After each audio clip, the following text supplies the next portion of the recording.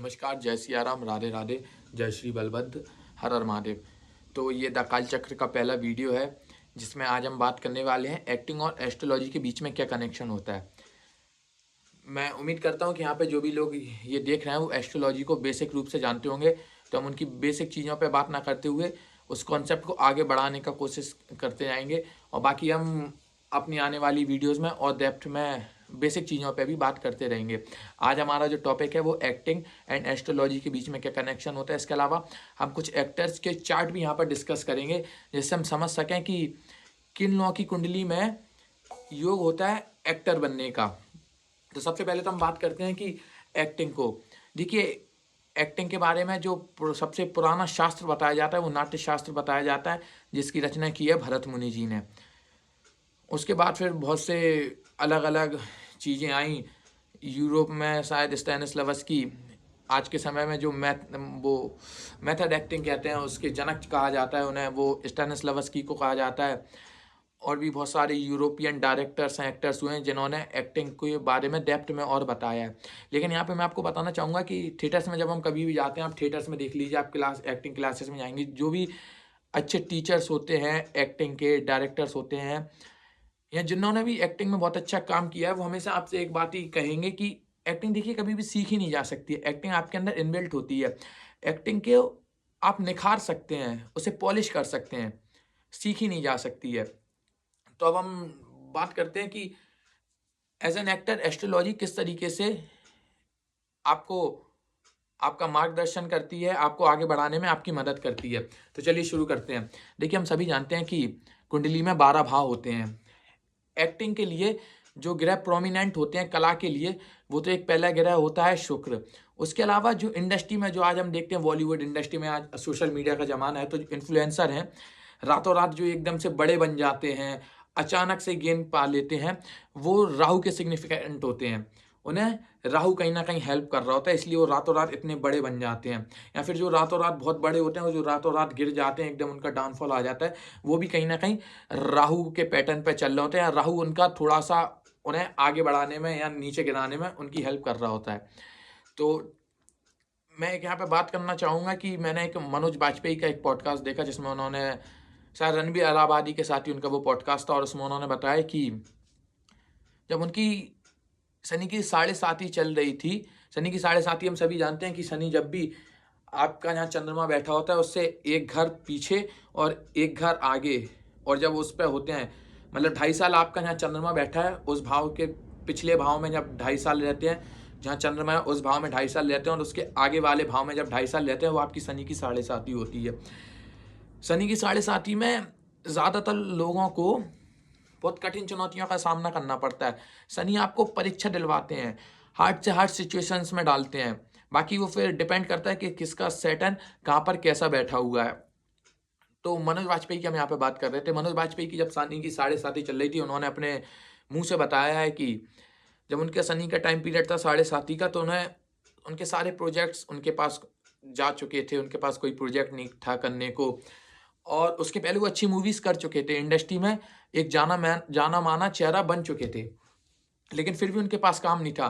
वो रोज़ उठते थे अपने फ्लैट पे, वहाँ पे उठते थे, सोफे पे बैठते थे, जिन जिन डायरेक्टर्स को वो जानते थे, जो नोन थे इंडस्ट्री में, उन्हें वो कॉल करते थे। लेकिन इसके बावजूद वो लोग उनसे कहते थे कि हाँ ठीक है, देखते हैं कुछ करते हैं। बहुत से उनका कॉल भी नहीं उठाते थे। ये सीधा सीधा कहना है मनोज वाजपेयी का।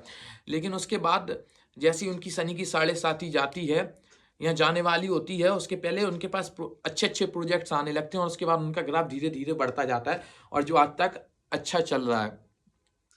तो मैं यहाँ पे आपको यही क्लियर करने की कोशिश कर रहा हूँ कि एस्ट्रोलॉजी हर किसी की ज़िंदगी में एक अहम भूमिका निभाती है। हर किसी की ज़िंदगी में एक अहम भूमिका निभाती है। अब आपको अगर गाइडेंस मिल जाए, जैसे मनोज वाजपेयी ने कहा कि वो बहुत पहले से एस्ट्रोलॉजी को पढ़ रहे थे, एस्ट्रोलॉजी के स्टूडेंट हैं एक अच्छे, तो उन्हें पता था कि हाँ यार, ये शनि का, उन्हें पहले से एक आइडिया था कि हाँ ये शनि का टाइम पीरियड है, 7.5 का टाइम पीरियड है, उनकी कुछ दशाएं ऐसी चल रही हैं, तो उन्हें इस टाइम पीरियड में समस्याएं रहेंगी। उन्होंने होप नहीं छोड़ी, वो हारे नहीं, वो उसमें लगे रहे। वो सर्वाइव करना उस टाइम पीरियड में बहुत ही ज़्यादा मुश्किल होता है, लेकिन फिर भी इसके बावजूद वो वहाँ पे अपना लगे रहे, वो उसे कंटिन्यूसली करते रहे। उनके पास काम नहीं था, तो जितने समय उनके पास काम नहीं था, उन्होंने खुद का अपने ऊपर काम किया, अपनी एक्टिंग के ऊपर काम किया, अपनी क्राफ्ट के ऊपर काम किया। तो जब वो ये करते रहे उसके बाद उनका टाइम पीरियड आया, उनने फिर बहुत अच्छी मूवीज़ की। अब हमें ये तो नहीं पता कि उनका सनी का साढ़े साथी का टाइम पीरियड क्या था, लेकिन मेरा जो एनालिसिस है, मैंने जो देखा, मुझे लगता है कि उनका जो सनी का टाइम पीरियड था वो 2003 के आसपास से कहीं से शुरू होता है, 3-4 के आसपास से, और 2009 के आसपास तक चला। उस टाइम पीरियड में आप देखिए कि उनकी कुछ ऐसी खास मूवीज़ आई नहीं। लास्ट मुझे एकदम प्रॉपर याद तो नहीं, लेकिन 3-4 के आसपास उनकी कुछ अच्छी मूवीज़ आई जो लास्ट तक वो थी। उसके बाद जो हिट गई, उसके बाद उनका काम एकदम से ठंडा पड़ गया, ठीक है। लेकिन जैसे ही वो सनी की साढ़े साथी जाती है तो 2009 में के आसपास एक फिल्म आती है, राजनीति, गैंग्स ऑफ वासेपुर। इन फिल्मों ने ना उनके ग्राफ को बहुत बड़ा कर दिया। वो लगातार बढ़ते गए और आज हम सभी जानते हैं कि वो कितनी अच्छी मूवीज़, वेब शोज़ और भी बहुत कुछ कर रहे हैं, सभी प्रोजेक्ट्स में कर रहे हैं। पूरी दुनिया उन्हें जान रही है। तो यहाँ पर एक सीधी सी बात निकलती है कि एस्ट्रोलॉजी काम तो करती है। अब एक और एग्जाम्पल है यहाँ पर, विनीत सिंह। विनीत सिंह वो एक्टर हैं जो गैंग्स ऑफ वासेपुरी में थे, जिन्होंने फैजल खान के बड़े भाई दानिश खान का कैरेक्टर किया था, ठीक है। अभी उन्होंने मुक्काबाज में, आपने एक मूवी देखी होगी, उसमें भी उनका बहुत अच्छा कैरेक्टर था। वो बहुत अच्छे एक्टर माने जाते हैं, जितने भी आर्टिस्टिक लोग हैं जो उन्हें जानते हैं उसमें बहुत अच्छे एक्टर माने जाते हैं। लेकिन उनका भी, उन्होंने किसी इंटरव्यू में बोला कि जब महेश भट्ट के साथ वो कोई सी मूवी कर रहे थे, उस समय आलिया बहुत छोटी सी थी, तो उसे वो गोदी में लेकर अपने साथ किसी शूट पर लेकर आए थे। तब उन्होंने उसे, आलिया को, इतना छोटा देखा। वो उस टाइम पीरियड में भी स्ट्रगल कर रहे थे। आज आलिया बहुत अच्छी एक्टर है, एस्टेब्लिश एक्टर है, और विनीत सिंह आज भी स्ट्रगल ही कर रहे हैं। तो ये हर किसी के चार्ट की अपनी अपनी चीज़ें होती हैं, लेकिन आपका गाइडेंस आपको हेल्प करता है इन चीज़ों से डील करने में। आपकी ज़िंदगी में क्या होगा क्या नहीं होगा, ये सब नियति और प्रकृति पर डिपेंड करता है। लेकिन जब हम एस्ट्रोलॉजी से एक मोटा आइडिया ले लेते कि हाँ ये चीज़ें घटनी है और मेरा इसी डोमेन में लगे रहना ये भी तय है, तो आपके लिए थोड़ा सा ईजी हो जाता है कि हाँ ठीक है। तो चलिए अब हम चार्ट्स पर डिस्कशन करना अपना शुरू करते हैं। आपको, मैं इसमें अपने लैपटॉप में देख रहा हूँ, आपको चार्ट यहाँ पर स्क्रीन के ऊपर दिख जाएगा।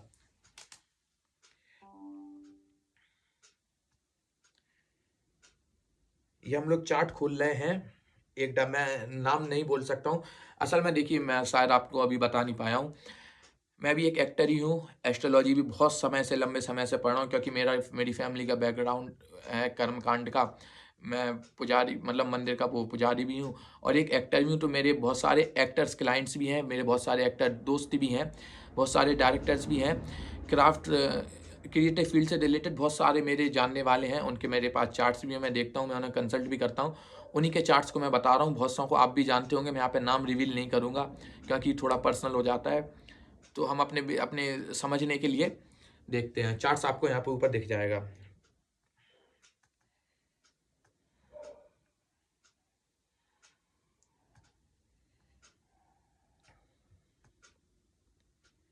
देखिए, जो हमने पहला चार्ट अपना खोला है, इसमें समझिए पहले क्या है कि लग्न जो बन रहा है वो बन रहा है वृश्चिक राशि का।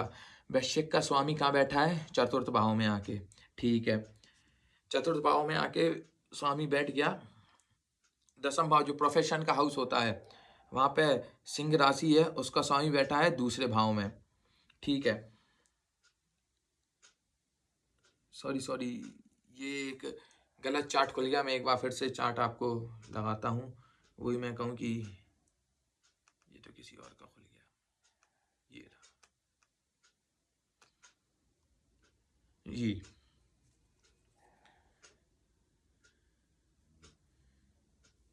चलिए तो शुरू करते हैं। अब यहाँ पर ना देखिए, समझना पड़ेगा, हम अभी लग्न चार्ट की बात कर रहे हैं। लग्न चार्ट के अकॉर्डिंग इनकी कुंडली इन्हें क्रिएटिव फील्ड में कितना आगे ले जाती है, इस टॉपिक पर हम लोग बात करने वाले हैं। जो लग्न है वो वृषभ राशि का बन रहा है। लग्न में सूर्य बैठा हुआ है। दसम भाव जो प्रोफेशन का हाउस है, वहाँ पे शनि है जो अपनी राशि में, कुंभ राशि में बैठा हुआ है, ठीक है। इसके अलावा जो फिफ्थ हाउस, जो एक्टिंग का प्रोमिनेंट हाउस होता है, जहाँ से हम बताते हैं कि कोई भी एक्टिंग करेगा या नहीं करेगा, या कोई क्रिएटिव फील्ड से जुड़ा रहेगा या नहीं रहेगा, उस फिफ्थ हाउस में 6 नंबर की राशि है कन्या राशि, जिसका स्वामी बुध है, जो बैठा है सेकंड हाउस में, दूसरे घर में, ठीक है। और वो दूसरे घर में भी अपनी स्वराशि में बैठा हुआ है। और इनकी अभी दशा चल रही है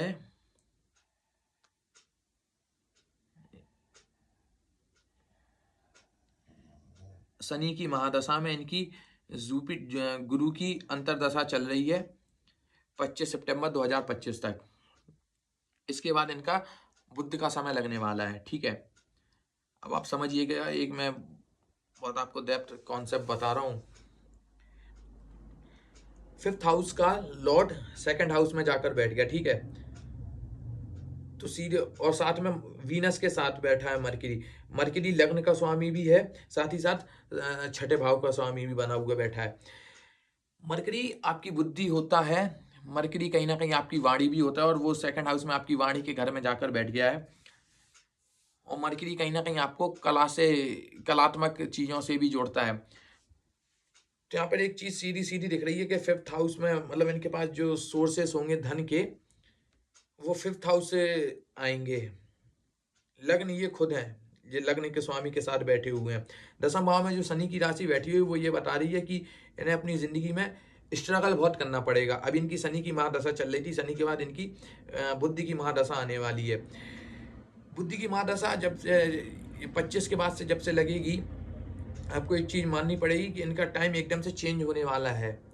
इनकी जिंदगी में अच्छी अच्छी चीजें होने वाली हैं। अभी तक इन्हें पैसों की किल्लत रही है, इनके प्रोजेक्ट्स बहुत से कंप्लीट हो गए हैं, बहुत से कंप्लीट भी नहीं हो पाए हैं। जो कंप्लीट हो चुके हैं वो अभी तक रिलीज नहीं हो पाए हैं, किसी ना किसी कारण से वो अटक जा रहे हैं। क्यों?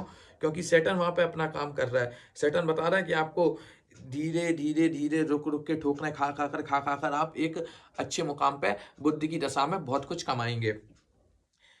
तो बुद्धि की दशा इनकी लगने वाली है, 2nd हाउस में बुध बैठा हुआ है। इनकी वाणी जो होगी, ये अपनी वाणी से कमाएंगे। वाणी के अलावा इनका 5th हाउस है। वैसे तो ये डायरेक्टर हैं, एक्टर भी हैं, लेकिन इन्हें एज एन डायरेक्टर भी बहुत काम किया है।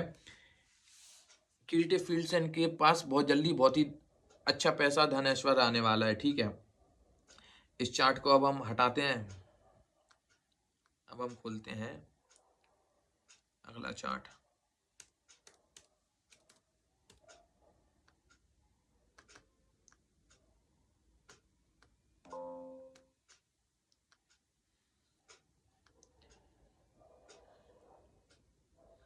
देखिए, इस चार्ट में भी आपको दिख जाएगा कि जो लग्न बना हुआ है वो मकर राशि का है, लग्न में केतु बैठा हुआ है। इन्हें जीवन में त्याग का ज़्यादा सामना करना पड़ेगा, इनके जीवन में हर्डल ज़्यादा रहेंगे। अगर इनके पास सुख सुविधाएं होंगी भी तो इन्हें उन सुख सुविधाओं से थोड़ा सा दूर रहना पड़ेगा। डिटैचमेंट्स रहेगा इनके मन में। ये डिटैचमेंट्स आपको कला से जोड़ते हैं। आपको ये बात समझनी पड़ेगी कि डिटैचमेंट्स आपको कला से जोड़ते हैं। जो कलाकार होता है और जो संत होता है, कहीं ना कहीं इन दोनों में बहुत सिमिलैरिटी होती है। आप समझिए कि देखिए, हम इंडस्ट्री में देखते हैं, हम आज के समय में देखते हैं कि हमने सलमान खान को देखा, शाहरुख खान को देखा, अक्षय कुमार को देखा कि इनके पास इतनी शोहरत है, ये है, ये कहीं ना कहीं राहु के सिग्निफिकेंट हैं। लेकिन आप अगर अभी से थोड़ा सा आप थोड़ा जानते हो तो आपने अभिनव गुप्त के बारे में अगर पढ़ा हो, आप तुलसीदास जी के बारे में जानते हो, आप महाकवि कालिदास के बारे में जानते हो, आप मुंशी प्रेमचंद जी के बारे में जानते हो। जो कला से जुड़े हुए रहे हैं, जो संत महात्मा रहे हैं, जिन्होंने अपने भावों को कला के माध्यम से समाज के सामने पेश किया है। एक कलाकार का धर्म भी यही होता है कि समाज के आईने को, समाज की सच्चाई को, अपने भावों को, अपने भाव के माध्यम से, चाहे वो लिखने के माध्यम से हो, आपका नाटक के माध्यम से हो, नृत्य के माध्यम से हो, किसी भी माध्यम से हो सकता है, समाज के सामने पेश करना उस समाज की सच्चाई, ये कलाकार का धर्म होता है। और यही धर्म होता है एक संत का भी। इसीलिए आप देखेंगे कि कलाकार जो होता है वो समाज से थोड़ा सा कटा हुआ होता है। संत तो होते ही हैं जो समाज से कट जाते हैं, समाज के जीवन बंधन में बनना नहीं चाहते हैं। लेकिन आप अगर किसी एक्टर्स को, किसी कलाकार को जानते हैं, आपने उन्हें सुना होगा, तो आप ये देखेंगे कि वो भी ना कहीं समाज से कटे हुए होते हैं। वो ये तो चाहते हैं कि वो समाज में रहकर उस समाज में अच्छा नाम कमाएं, ये करें। लेकिन जो एकदम गहरे कलाकार होते हैं, जैसे यहाँ पे मैं एग्जांपल के लिए बोलना चाहूँगा, आपने बैरी जॉन का नाम सुना होगा। बैरी जॉन एक बहुत मशहूर डायरेक्टर रहे हैं, जिन्होंने बहुत से बड़े बड़े एक्टर्स को क्लासेस दी हैं। मनोज बाजपेयी ने उन्हें असिस्ट किया है मंडी हाउस में। शाहरुख खान बैरी जॉन से क्लासेस लेते थे, उनसे मतलब उन्होंने अपनी पॉलिश कराई है। वो बैरी जॉन के नाम से कुछ स्कूल्स, कुछ कॉलेज, एक्टिंग स्कूल्स खुले हुए हैं मुंबई में, ठीक है।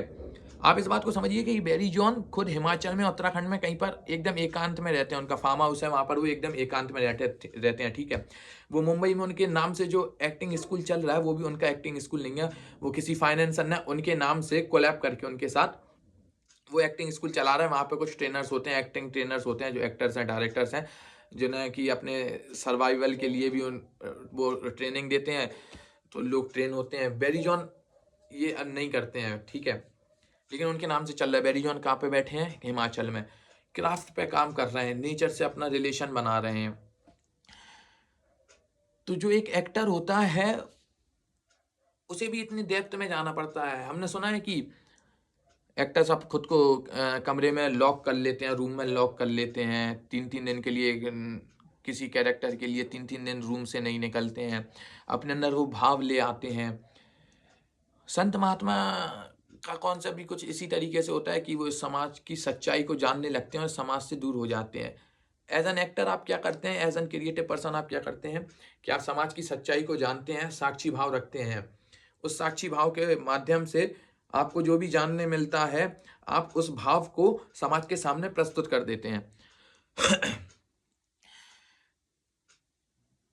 अब आपको कुंडली में ये समझना पड़ेगा कि पंचम भाव आपको एक्टिंग के बारे में बताता है, ठीक है। पंचम भाव का स्वामी अगर दसम भाव में बैठ गया, या फिर दसम भाव का स्वामी पंचम भाव में बैठ गया, इसके अलावा थर्ड हाउस जो फिफ्थ हाउस से 11वां होता है, वो भी एक्टिंग से रिलेटेड ही होता है। एक्टिंग, कला, संगीत, इन्हीं से संबंध रखता है, इन्हीं डोमेन्स से रिलेटेड होता है। अगर आप थर्ड या फिफ्थ से आपके 10th हाउस के में बैठे, 10th हाउस के स्वामी का संबंध यहाँ बन रहा है, यहाँ वहाँ का स्वामी यहाँ पर आकर बैठ जाता है, तो आप देखें कि आप इन्हीं डोमेन्स में, आप थर्ड और फिफ्थ हाउस के डोमेन में रहेंगे। आप अच्छे सिंगर हो सकते हैं, डायरेक्टर हो सकते हैं, आपको कितनी सक्सेस मिलती है नहीं मिलती है वो एक अलग बात है, लेकिन आप इन्हीं चीज़ों में, इन्हीं डोमेन में जुड़े रहेंगे। क्योंकि देखिए एक चीज़ होती है ना कि आप जिस समय पैदा हुए हैं, आप अपनी एक स्क्रिप्ट लेके आए हैं, पर्टिकुलर ग्रहों की पोजीशन वैसी थी, आप उस स्क्रिप्ट को लेके आए हैं। अब उस टाइम पीरियड में जितने लोग पैदा हुए हैं वो सभी तो एक्टर बनेंगे नहीं, सभी तो सिंगर बनेंगे नहीं, या सभी पेंटर तो बनेंगे नहीं, लेकिन उससे रिलेटेड डोमेन्स में जुड़े रहेंगे। जैसे हो सकता हो कि अगर किसी का फिफ्थ हाउस का लॉर्ड 10th हाउस में जाके बैठ गया, ऐसा 2 लोगों के चार्ट हो सकते हैं, ठीक है। एक आदमी है जो एक्टर बन जाएगा या क्रिएटिव फील्ड में ट्राई करेगा, वहां पर जाएगा, ठीक है। दूसरा आदमी है जिसका फिफ्थ हाउस का लॉर्ड 10th में बैठा हुआ है, वो एक्टिंग फील्ड में ना जाकर, ये ना करके, वो कुछ क्राफ्ट का काम ही अपने सोशल उसमें करने लगेगा। जैसे कि हो सकता वो टी शर्ट प्रिंटिंग में हो, मूर्ति कलाकार हो, कुछ भी XYZ हो सकता है जो क्रिएटिव हो, जिसमें क्रिएटिविटी आपकी दिखती हो। क्रिएटिविटी देखिए सिर्फ एक्टिंग नहीं होती, एक्टिंग उसका एक डोमेन है, आप वो भी हो सकते हैं, लेकिन आप कलाकार हो सकते हैं, आप पेंटर हो सकते हैं, आप XYZ कुछ भी हो सकते हैं। यहाँ पर हमें एक चीज़ और देखनी पड़ेगी कि फिफ्थ हाउस 10th हाउस से अष्टम होता है, तो एज एन एक्टर ना आपको यहाँ फिफ्थ हाउस के डोमेन से जो भी लोग काम करते हैं, उन्हें अपने प्रोफेशन में आप देखेंगे कि ना उन्हें समस्याएं बहुत आती हैं। समस्या इन द सेंस कि उन्हें ब्रेक्स बहुत मिलते हैं कि उन्होंने अगर कुछ काम कर लिया 2 महीने 3 महीने, फिर उनका एक ब्रेक हो जाएगा 2-3 महीने का, फिर वो अगले प्रोजेक्ट की तैयारी करते हैं। या अगर वो किसी जॉब सेक्टर में है तो उनका जॉब्स में मन नहीं लगेगा, वो ज़्यादा लंबे समय तक वो जॉब्स कर नहीं पाएंगे। इस तरीके की चीज़ें आपको देखने को मिलती हैं। अब बात करते हैं एक और चार्ट के बारे में। चार्ट्स मैं बार बार बीच में इसलिए ले रहा हूँ क्योंकि चार्ट्स देख के ना हमारा एक कॉन्सेप्ट क्लियर हो जाता है।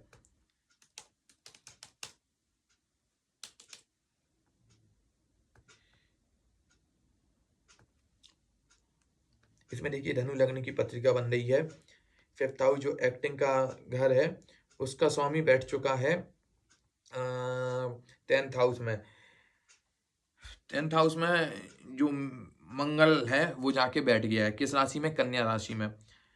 कन्या राशि अपने आप में कलात्मक होती है, ये हम सभी जानते हैं। साथ में मंगल जो है राहु के साथ बैठा है, हालांकि मंगल और राहु मिलके साथ में अंगारक योग बनाते हैं, लेकिन यहाँ पर ये आपका मंगल राहु ना बहुत पॉजिटिव काम करेगा। क्यों? क्योंकि वो फिफ्थ हाउस के डोमेन से है। अगर ये व्यक्ति अगर नहीं, ये व्यक्ति फिफ्थ हाउस का ही काम करेगा। अगर ये इंडस्ट्री में जाता है, क्रिएटिव फील्ड में जाता है, एज एन एक्टर अपना काम शुरू करता है, तो आप इस बात की गारंटी ले लीजिए कि ये व्यक्ति बहुत आगे तक जाएगा।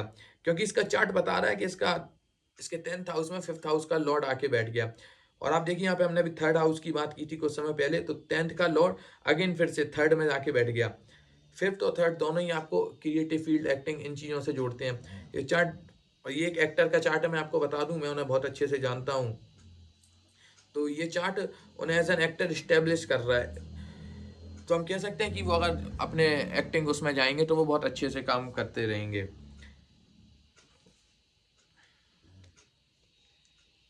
वैसे मुझे लगता है कि अब आप लोग समझ गए होंगे, ये हमारा वैसे भी पहला वीडियो था एक्टिंग और एस्ट्रोलॉजी को लेकर। मुझे नहीं पता कि मैं आपको कितना समझा पाया हूँ, कितना नहीं समझा पाया हूँ, लेकिन धीरे धीरे हम वीडियोस करते रहेंगे और इन चीज़ों पे आगे बढ़ते जाएंगे। अब हमने ये कर लिया है अपना सेशन, मुझे लगता है क्योंकि पहला सेशन है, ज़्यादा लंबा नहीं रखते हैं। अब साथ में एक थोड़ा सा राम नाम का जप करके इस वीडियो को यहीं पर समाप्त करते हैं। क्योंकि देखिए कि भगवान की कृपा होना बहुत ज़रूरी होती है। अगर आपके गुरु, आपके भगवान आपके साथ हैं, आप पर कृपा कर रहे हैं, तो आप अपनी ज़िंदगी में बहुत आगे जाते हैं। और बाकी अगली बार करते हैं, अभी थोड़ा सा ध्यान करते हैं भगवान का। तो आप लोग भी आंखें बंद कर लीजिए जहाँ बैठे हैं वहीं पर, और थोड़ी देर श्री राम जय राम का हम लोग नाम जप करेंगे, 2-3 मिनट, जितनी भी देर हो सके, जितनी भगवान की इच्छा हो। ठीक है, जय सिया राम। श्री राम जय राम, जय जय राम। श्री राम जय राम, जय जय राम। श्री राम जय राम, जय जय राम। श्री राम जय राम, जय जय राम। जय जय वीर बलि हनुमान। श्री राम जय राम, जय जय राम। श्री राम जय राम, जय जय राम। श्री राम जय राम, जय जय राम। जय जय वीर बलि हनुमान। श्री राम जय राम, जय जय राम। श्री राम जय राम, जय जय राम। श्री राम जय राम, जय जय राम। कवन सो काज कठिन जग माही, जो नहीं होहि दाद तुम पाही। दीन दयाल बिरद सम भारी, हरहु नाथ मम संकट भारी। प्रभु की कृपा भयउ सब काजू, जन्म हमार सो फल भय आजू। मंगल भवन अमंगल हारी, देवहु सो दशरथ अजर बिहारी। श्री राम जय राम, जय जय राम। श्री राम जय राम, जय जय राम। जय जय विघ्न हरण हनुमान। श्री राम जय राम, जय जय राम। श्री राम जय राम, जय जय राम। श्री राम जय राम, जय जय राम। श्री राम जय राम, जय जय राम। श्री राम जय राम, जय जय राम। श्री राम जय राम, जय जय राम। श्री राम जय राम, जय जय राम। श्री राम जय राम, जय जय राम। श्री राम जय राम, जय जय राम। जय जय वीर बलि हनुमान। श्री राम जय राम, जय जय राम। श्री राम जय राम, जय जय राम। जय जय वीर बलि हनुमान। श्री राम जय राम, जय जय राम। जय जय वीर बलि हनुमान। श्री राम जय राम, जय जय राम। जय जय वीर बलि हनुमान। कवन सो काज कठिन जग माही, जो नहीं होहि तात तुम पाही। दीन दयाल बिरद सम भारी, हरहु नाथ मम संकट भारी। श्री राम जय राम, जय जय राम। जय जय वीर बलि हनुमान। श्री राम जय राम, जय जय राम। जय जय वीर बलि हनुमान। श्री राम जय राम, जय जय राम। जय जय विघ्न हरण हनुमान। श्री राम जय जय जय राम, जय जय वीर बलि हनुमान।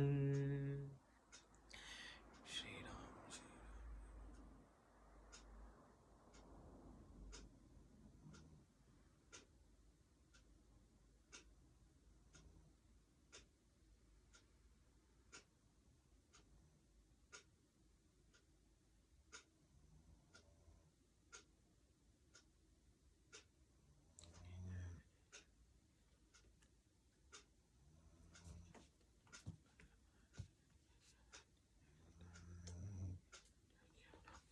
तो चलिए अपने इस सेशन को अब यहीं पर ख़त्म करते हैं।